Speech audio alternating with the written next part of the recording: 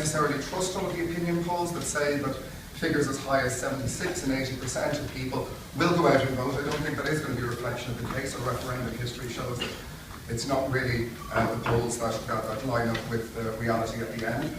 But it does say to me that there is a huge wellspring of hope for the future of LGBT youth in this country.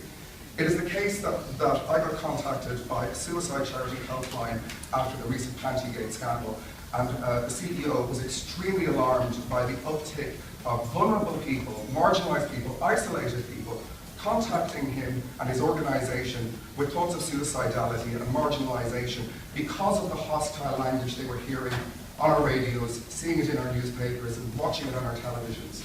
And the hope that I draw is that that large majority of people, it presages a lessening of the societal strictures, a lessening of the stigma and the marginalisation and the avowals that LGBT people, there are multiple reasons why they shouldn't be treated equally, that this is all going to fade and eventually every young person in this society can hope to grow up with the same aspirations, with the same desires, with their need to be parents recognised, with their love and their relationships recognised. And I hope that this House will also feel the same way about that. About us as parents.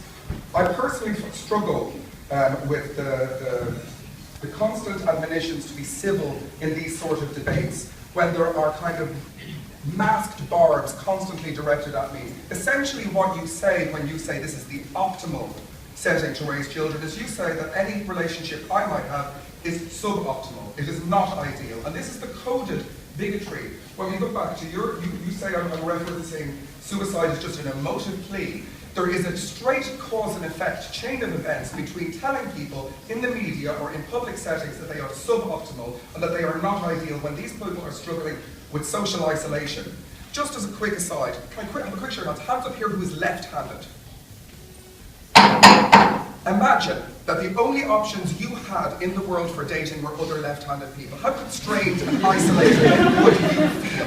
And now we are in the setting of a level institution where the options are multiplied, but in rural settings and in small communities, and those statements amplify that isolation.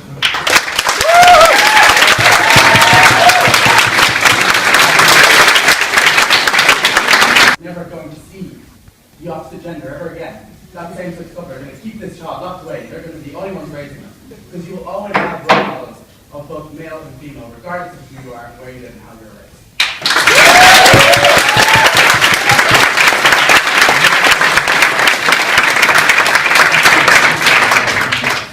Just for the gay couple having a child, I mean, there may be a father out there else, the biological father may be out there. I'm not saying that definitely is, he may have passed away, but he's a factor.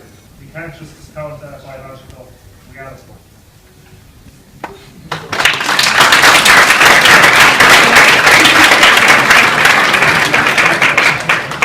With that, I would like to draw the debate to a close, but as is normal in our debates, we do always finish with a vote. And